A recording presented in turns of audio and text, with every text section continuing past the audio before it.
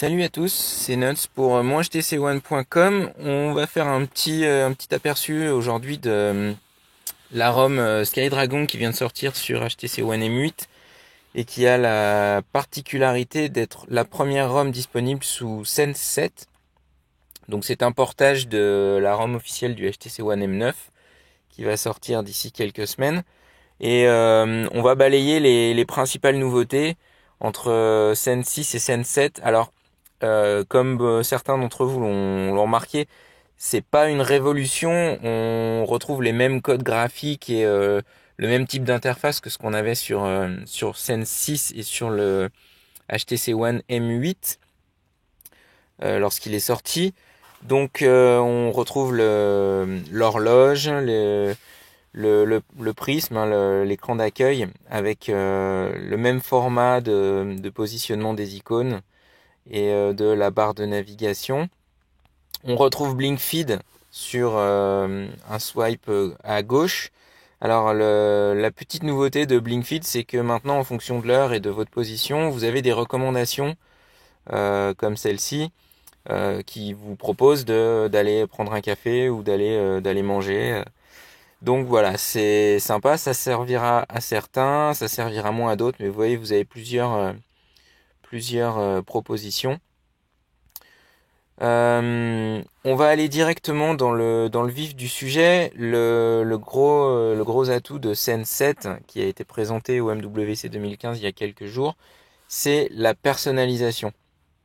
Alors le premier plus qui va vous permettre de personnaliser votre bureau, c'est ce widget là qui s'appelle le widget Sense Home, qui est simplement un bloc de 8 raccourcis qui va évoluer en fonction de votre position. C'est-à-dire qu'il va détecter si vous êtes au boulot, si vous êtes à la maison ou si vous êtes en sortie.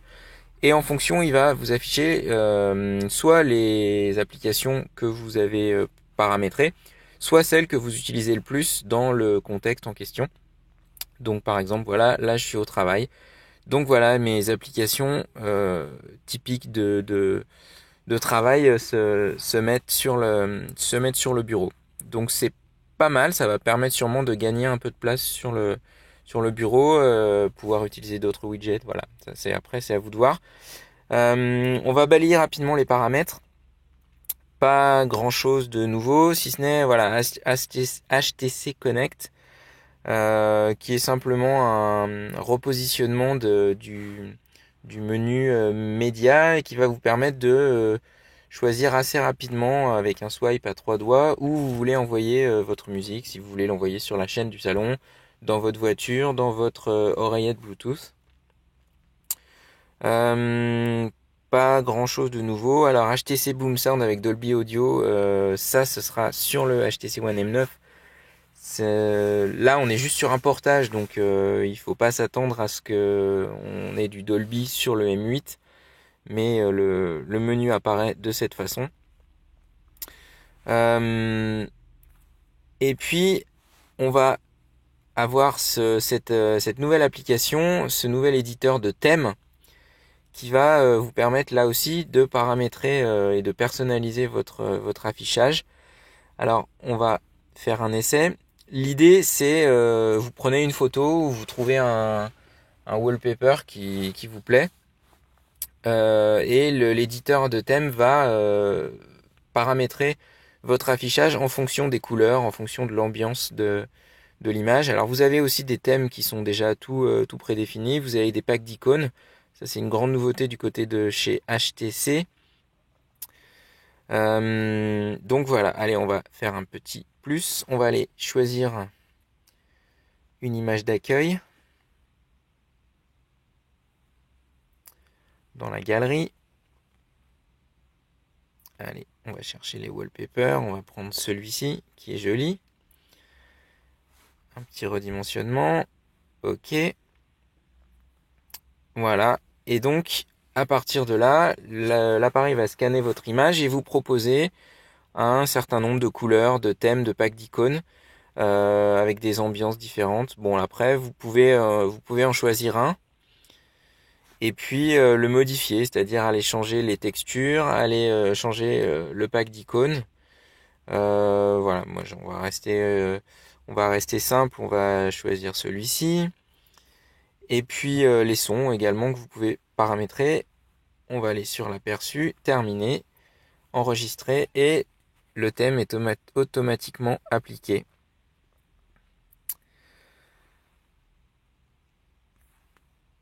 Voilà, c'est magnifique. Alors voilà, tous les icônes sont redimensionnés, modifiés selon le pack d'icônes que vous avez choisi. Au niveau de la barre de navigation, pardon, vous avez pu voir qu'on a le petit bouton d'extinction de l'écran. Donc toujours pareil, on va aller dans les paramètres, paramètres de personnalisation, et là vous avez une option changer la barre de navigation. Donc vous avez plusieurs boutons, vous pouvez en ajouter jusqu'à 4.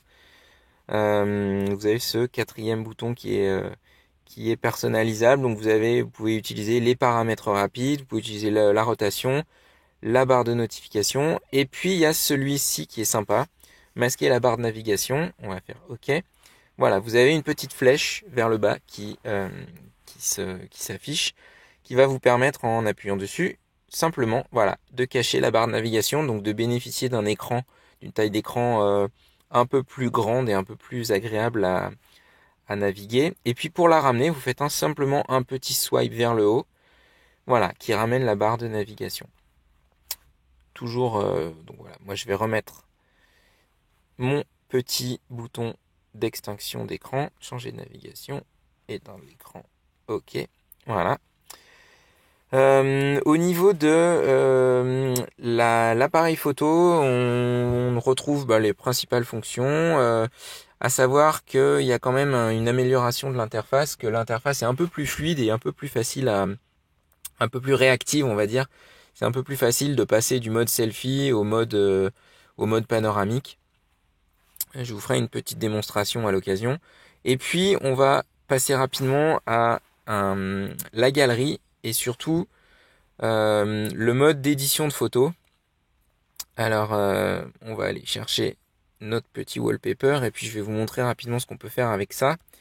Donc, avec l'éditeur, vous pouvez maintenant sélectionner dans un menu qui va être accessible vers la droite, comme la plupart des menus dans les applications Android maintenant, des effets d'ambiance, donc rajouter des cadres, du dessin, ça rien de nouveau, c'était déjà disponible. Les effets, alors là on a pas mal de nouveautés, vous pouvez ajouter des formes